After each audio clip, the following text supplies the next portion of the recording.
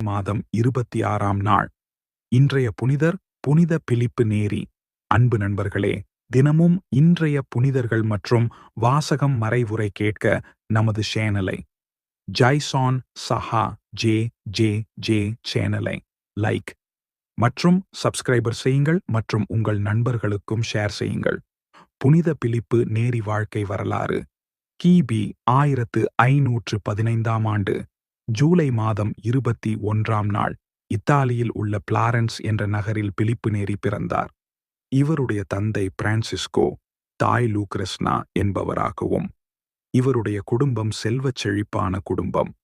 இவர் தன்னுடைய 18வது வயதில் தான் செய்து வந்த வணிகத் தொழிலை விட்டுவிட்டு உரோமை நகருக்குச் சென்றார்.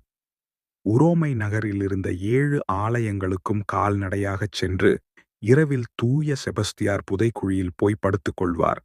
ஒரு நாள் உரோமை நகரில் இருந்த ஒரு பணக்காரர் தன்னுடைய மகனுக்கு பாடம் சொல்லிக் கொடுத்தால் தன்னுடைய வீட்டில் தங்கிக் கொள்ளலாம் என்று சொன்னார்.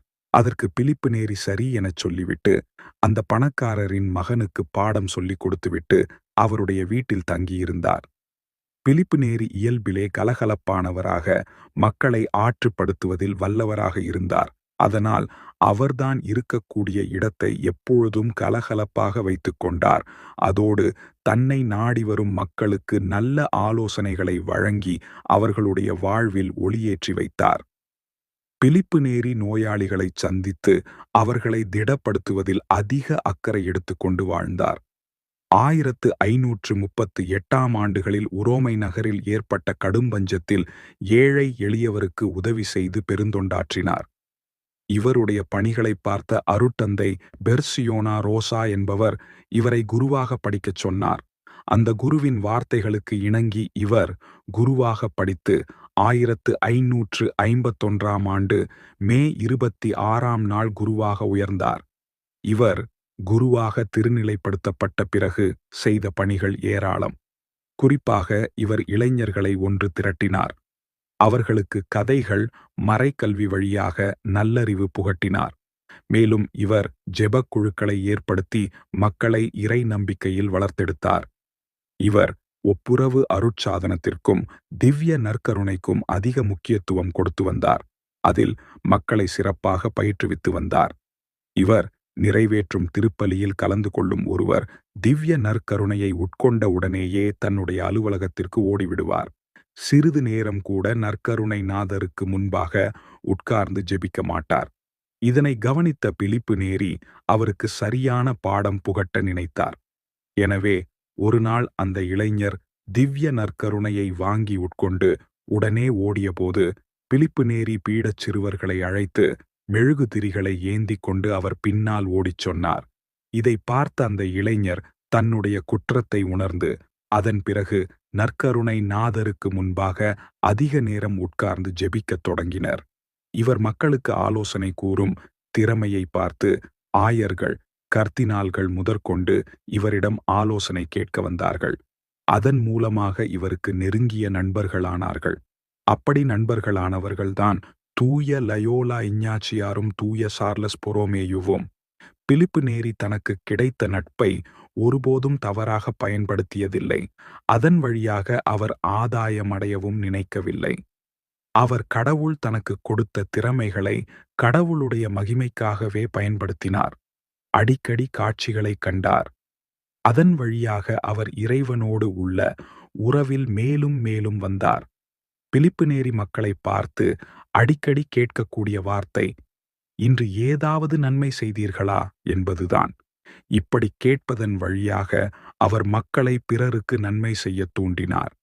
பிலிப்பு நேரியின் பணிகளை பார்த்த திருத்தந்தை 13ஆம் கிரகோரியார் இவரை ஒரு சபையின் தலைவராக ஏற்படுத்தினார். இவரும் இவரோடு இருந்து பயிற்சி பெற்ற இளைஞர்களும் சேர்ந்து உருவாக்கிய சபையின் பெயர்தான் ஆரட்ரியன் என்பவர். இதை அவர் மற்ற துறவற சபைகளைப் போன்று அல்லாமல் ஒரு ஜெபக் குழுவாக பயன்படுத்தி மக்களுடைய விசுவாச வாழ்விற்கு பேருதவியாக இருக்கச் செய்தார்.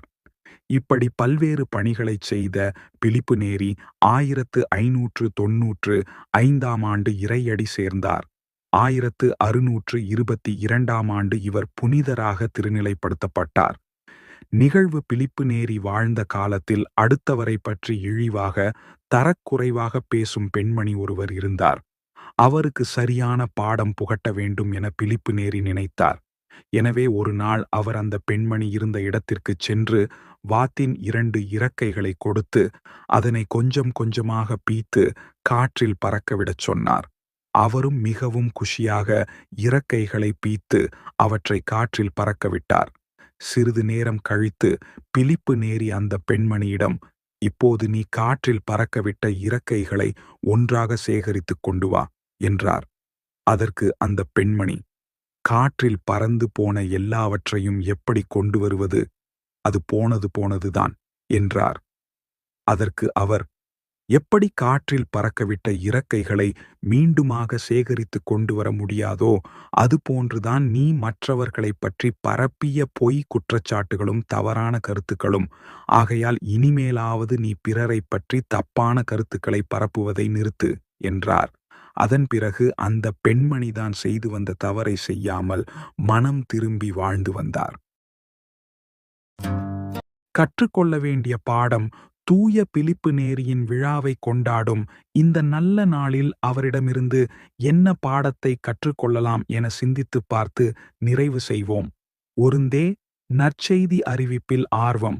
தூய பிலிப்பு நேரி நற்செய்தி அறிவிப்பதில் ஆர்வமுள்ள பணியாளராக இருந்து செயல்பட்டார் என்று சொன்னால் அது மிகையாகாது. இவருடைய சமகாலத்தவரான தூய பிரான்சிஸ் சவேரியார் இந்தியாவில் நற்செய்தி அறிவித்து மறைசாட்சியாக உயிர் துறக்க வேண்டும் என்று ஆர்வம் கொண்டார்.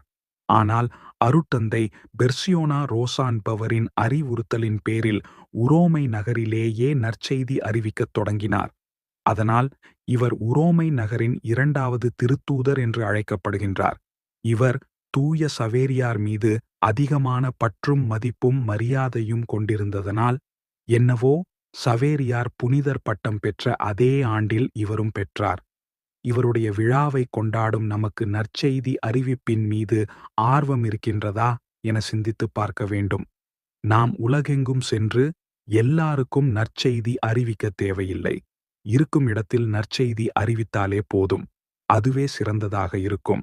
ஆகவே தூய பிலிப்பு நெறியைப் போன்று நாமும் நற்செய்தி அறிவிப்பின்பால் ஆர்வமுள்ள பணியாளர்களாக விளங்குவோம். 2.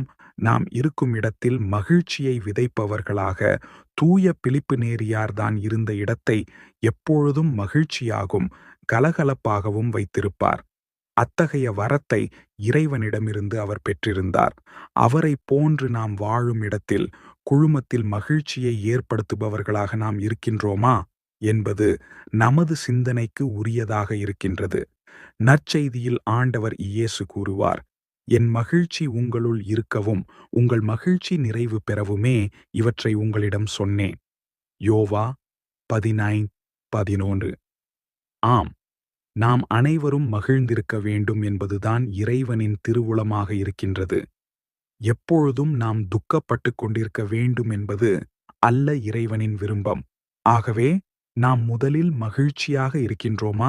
நாம் வாழும் சமுதாயத்தில் நம்முடைய அன்பான வார்த்தைகளால் மகிழ்ச்சியை ஏற்படுத்தக்கூடியவர்களாக இருக்கின்றோமா என்று சிந்தித்துப் பார்ப்போம். ஒரு கிராமத்தில் இருந்த இளைஞர்கள் சிலர் அவ்வூரில் இருந்த ஆலமரத்தின் அடியில் உட்கார்ந்து பேசிக் கொண்டிருந்தார்கள். அப்போது அவர்களுடைய பேச்சு ஊரில் யாரெல்லாம் மிகவும் மகிழ்ச்சியாக இருக்கிறார்கள் என்பது தொடர்பாக வந்தது. அப்போது ஓர் இளைஞன், நம்மூரில் இருக்கும் ஜமீன்தார்தான் மிகவும் மகிழ்ச்சியான மனிதர் என்று எனக்கு தெரிகிறது என்றான். அதற்கு இன்னொரு இளைஞன் அவனை இடைமறித்து, இல்லை இல்லை, அவருக்கு பணம் எந்த அளவுக்கு இருக்கிறதோ அந்த அளவுக்கு அவருக்கு பிரச்சனை இருக்கின்றது என்றான். அதன் பிறகு இன்னும் ஒரு சிலரை அவர்கள் சொல்லி பார்த்தார்கள். அவர்களும் ஏதோ ஒரு விதத்தில் கவலைப்பட்டு வாழ்வதால் அவர்களை விட்டுவிட்டார்கள். அப்பொழுது அந்த வழியாக ஒரு விவசாயி வந்தார். அவர் எப்பொழுதும் மகிழ்ச்சியாக இருப்பது போன்று தெரிந்தது. உடனே இளைஞர்கள் அவரிடம், உங்களால் மட்டும் எப்பொழுதும் மகிழ்ச்சியாக இருக்க முடிகிறதே, அது எப்படி என்று கேட்டார்கள். அதற்கு அவர், நான் சம்பாதிப்பதில் மனநிறைவு கொள்கிறேன். தேவைக்கு மேல் ஆசைப்பட்டது கிடையாது. என்னால் இயன்ற அளவு ஏழைகளுக்கு கொடுக்கிறேன். அதனால் மகிழ்ச்சியாக இருக்கிறேன் என்றார். நாம் நம்மிடம் இருப்பதை பிறருக்கு கொடுக்கும்போது எப்பொழுதும் மகிழ்ச்சிதான். அதைதான் இந்த நிகழ்வு நமக்கு எடுத்துக் கூறுகின்றது. ஆகவே தூய பிலிப்பு நேரியின் விழாவை கொண்டாடும் இந்த நல்ல நாளில் நாமும் அவரை போன்று ஆர்வமுள்ள நற்செய்தி பணியாளராவோம். நாம் வாழும் இடத்தில் நம்முடைய சொல்லால், செயலால் மகிழ்ச்சியை ஏற்படுத்துவோம். அதன் வழியாக இறையருள் நிறைவாய் பெறுவோம்.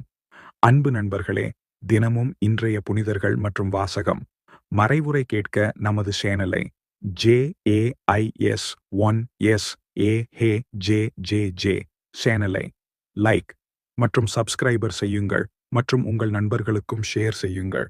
கடவுளின் வார்த்தைக்கு செவிசாய்ப்போம். ஆமென்.